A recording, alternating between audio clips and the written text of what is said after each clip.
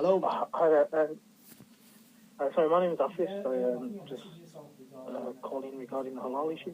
Oh, right. Welcome. Yes, you've come through to talk of the time with myself and Deepu Ahad. Where are you calling from? I'm calling from Manchester. Another caller from Manchester. We're doing well with Manchester tonight. I think Spice FM should move to Manchester. Should move the studio to Manchester. Fantastic. So are you calling about the halal debate? Yeah, I think I messaged yourself regarding from Halal Haram Facebook page. Oh yes, I was interested in that. Before we get on to that, though, what do you think about the issue of halal meat? You know, this call to have it banned. I know there's been an issue with I think it was RSPCA. They had an issue with how it was inhumane to basically slaughter the animal, and stunning should be used. And I know there's variations of views between the different, halal organizations like HMC and HSA. But I know in terms of there's a big debate with stunning as well, because the stunning laws have been slightly changed now as well. There's a lot of confusion out there, isn't there, over exactly what is halal, and which brings me to your Facebook page. It's for anybody who's listening. It's just launched in the last couple of weeks, hasn't it? Yeah, we launched a website as well in order to help clear a lot of misconceptions. And what is it called? Exactly. The Facebook page is facebook.com/halal-or-haram. And the website halal-or-haram.com. Is there a lot of confusion out there over what is halal and what is haram for Muslims? Yeah, a lot of the Muslims just a lot more confused in terms of she's stunning, because a majority of the Muslims do believe stunning is impermissible. But a lot of the Islamic scholars out there, they have said that stunning is permissible as long as it's done at a lower voltage, just to stun the animal, so they can actually do the Islamic slaughter. Can I come into this? I think, if you don't mind, obviously now the other debate is, okay, so if you're looking at, Denmark, where they've had banned halal and kosher, so the other debate in this country is now about, right, so the HMC and HFA debate, so basically it's stunning, first of all, it's stunning lawful, so would you electrocute something and then kill it? Is that lawful? And the second thing is we need to really clarify, and it's quite important. In Newcastle, what we did is we got a few schools, we got them HMC because the public demanded that they wanted HMC. So we have to buy that, and we supported that. So there's two schools in Newcastle which are HMC. Because when I went to one of the abattoirs, which was non-HMC place, they were stunning the chickens, and the chickens were coming on a conveyor belt, and they were stunned. And honestly, I could not tell the difference if they were dead or alive. And I'm sure, isn't it true that if an animal is dead, that is not deemed to be halal?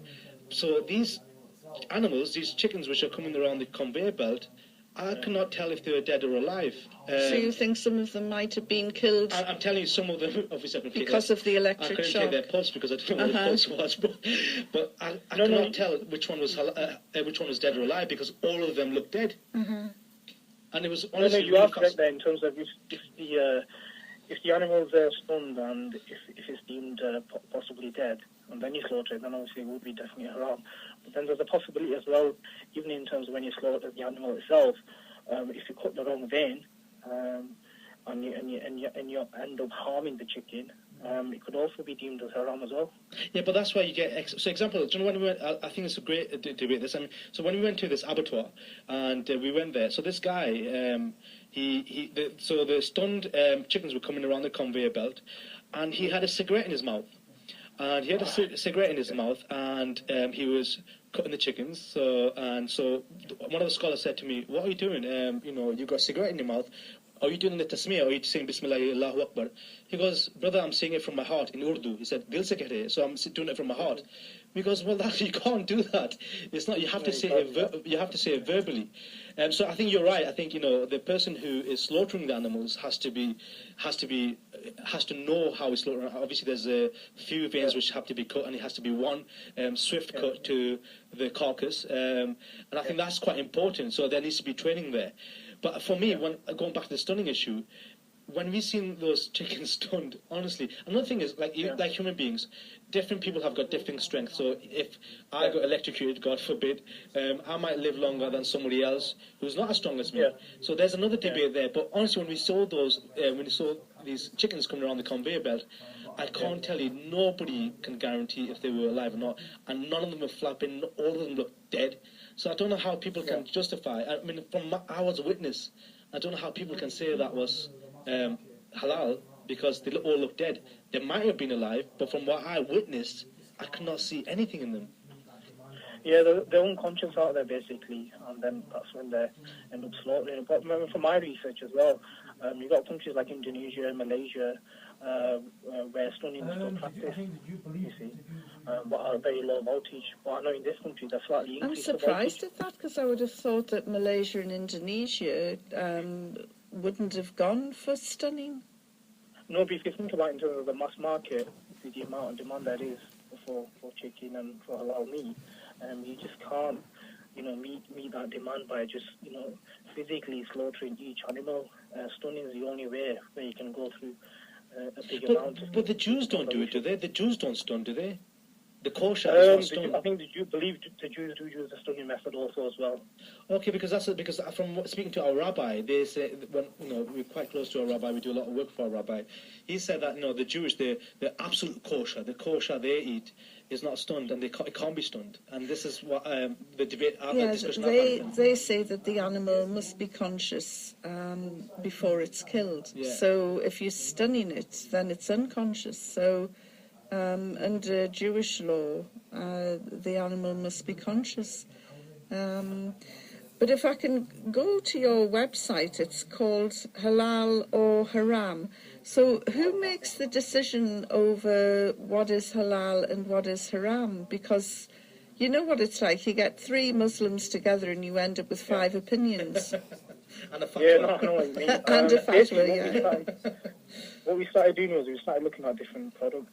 So, for example, you've got M&Ms or Skittles. Mm-hmm. So we didn't just look at chickens or lamb. We were looking at, coloring as well, like you have the E number E120, which has carmine in it, which is a beetle shells. So, for example, that's haram. And if you check out the Nestle's website, it tells you quite clearly as well, and you should research E numbers as well. So what we do is we do the research with a number of friends and the Islamic teachers I know, and then make that decision, what is haram, and stick it on there. Oh, right. So anybody who's not sure about the sweets that they buy for the kids can go onto your website and find out. Here's a tough one. A recent post, I think it was on Skittles, for example, and there was tons of people who were unaware that they were basically consuming haram. I mean, even my recent trip, we went to Jordan, and I was getting offered by a brother some Skittles, but he was unaware that he was, what he was consuming. So I had to educate him regarding the E120 that he needs to look out for the product. Right. Here's a tough one for you, and it's a genuine question that was. A brother I know who he doesn't have a beard, he shaves regularly, and he uses one of those brushes, to whip up the froth and soap and to put the shaving cream on his face. And he said that he uses natural bristles from a boar, and he said. From a wild boar, and he said, do you think that's halal or haram? I said, well, I'm not a scholar, but I would have thought because it's from a boar, it would be haram. And he said, but I'm not eating it. I'm using it as a brush to put the soap on my face. So what's your verdict? I remember when you asked this question, I did confer with the scholar that I study with. Wild boar scientifically comes from the pig's family. So in terms of if you were going to use it for, even if you weren't going to consume it, it would be classed as halal. So majority of the scholars in the ulama, they all agree using whether to wear or whether to consume would be classed as halal. Right. So for any brothers out there who use wild boar bristles on their shaving brush, stop it now. It's haram. Now though, for even like in terms of capsules, we have gelatin capsules. If you go into, for example, like Holmes and Barrett, they do gelatin-free, capsules as well. That you can see. I mean, you even have to look out for lipstick. I mean, if you get red lipstick, they have E120 ingredient in it as well. The same again, if you check the ingredients, you can make sure. Oh, well, a lot of sisters will be interested in that because red is the in colour this season, apparently, for lips. So I need to stop buying my lipstick. Yes, you just got to watch out. So what's the most obscure question that you've been asked since you've opened your website? I think the most famous question is always about McDonald's. Can we eat at McDonald's or not?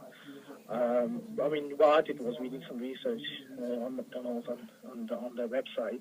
They do make it quite clear in terms of, especially for example, like the fish or fillet grill and chips and stuff. And they're all there's a possibility of cross-contamination. So we say if there's any doubt, leave it out basically. But in terms of any of the desserts, apart from the ones that have M&Ms or Skittles in it, they said that that's fine for us to consume. So they have a really, really good section, an SO2 section of McDonald's. That makes it quite Can I just cool. comment A to lot this? of people, to be honest, are quite lazy out there. So we do the research and we put it on for them.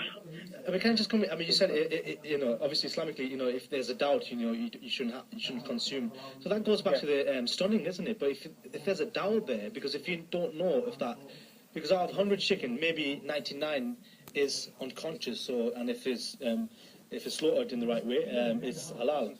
But but there is a doubt there, then, isn't it? Because if there's a doubt in stunning, what is that? Is there a difference there between the stunning and in your heart, if you do have a doubt, then obviously what we would recommend is avoid it. But for the research, I think 80% of the chickens that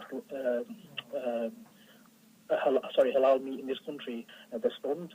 And the only rest of them are basically slaughtered. Hand-slaughtered. Yeah. With HMC, I don't think they cover every slaughterhouse in this country, do they? Yeah, they don't. No, we looked into it. Because even with them, they have a cost. I mean, they're not. I don't believe they're the only slaughterhouse that actually do stun-free. There's a number of other abattoirs out there as well. Oh, they do. Yeah. Use a stunning method. Yeah, they do. There's a few. Obviously, they're regulated. Well, halal industry isn't regulated, unfortunately. But the ones who are more certified and monitored more rigorously, we've seen. Because as a city councillor, we had to look into different methods because a lot of people were coming to us and said, "Look, this school." I'll tell you a story. So, one of the schools in Newcastle, I grew up in Newcastle and I went to that school, and so when we went with the scholars in Newcastle, because a lot of parents were saying we're not sure if it's halal or not, and they went in the kitchen and said, and this is the kitchen now, which is the school now, which is both the schools, it's one school really, which is halal, and they do halal food. So when we went there, they said, no, we've been doing halal for over 20 years now, and and everything's halal, all the ingredients is halal. So we went in there, we found 7 ingredients which was non-halal, 3 of them had pork enzymes in it, and on top of that, I said, well, how do you deem yourself to be halal? This goes, well, 20 years back, we had an imam who came to our school and blessed the kitchen. So that's how it became halal. And then after that, what we did is we did a lot of research, we went to different abattoirs, and obviously, I wasn't aware of the halal industry, and I'm just listening to what my constituents were saying. And I was shocked to see some of the methods they were using. Even some of the officers from Newcastle City Council who attended these abattoirs and seen the process, they straight away turned around and said, this cannot be halal. And they were really, really surprised. They were actually shocked. So it took a few years, we changed the whole process, and now obviously we got that process. And most of the parents are so happy because now it's certified and it's getting monitored on a weekly basis, which is fine. And now people are satisfied going there and eating, which is great. Yeah. I've got a text here. With education, educating people. I mean, we had I think it was a dinner lady contacted us about 6 months ago, and she was explaining how she was educating her kitchen staff how to separate the utensils So the utensils that are used for halal meat, the utensils that are used for non-halal meat, I think it just comes down to education. And then recently, I think past couple of months now, I've had a lady from Bath called Adele, and she's always using the website to educate her Muslim customers in Tesco's and telling you to stay away from these products, they're not halal, which is really, really good. I've got a question here that's just come in by text from a young sister who she uses natural bristles on her makeup brushes, and she said if the animal hair that was used, if the animal was killed in a halal way, they would obviously be okay, but how can you tell if a makeup brush has the hair of an animal that hasn't been killed in a halal way?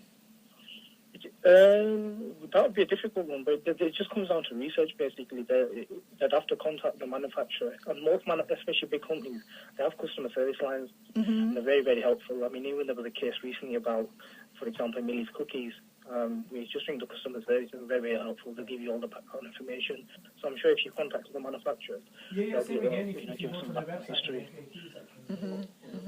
Right. Greg's is another one.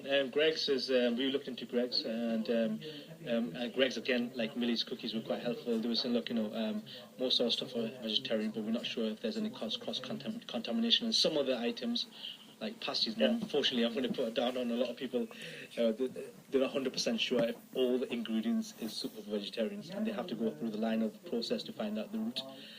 So I'll avoid cheese pasty, unfortunately. Same again. If you go to their website, to their FAQ section, Greg's cheese and onion pasties. Oh, is that what they say? Sorry, on the website. If you go to the FAQ section on the Greg's website, they don't 100% guarantee all the items out there. Okay, that's great. 100% suitable for vegetarian. Great stuff. Well, thank you very much. Can you give us your website address again for anybody who wants to make a note of it? Yes, www.halal, so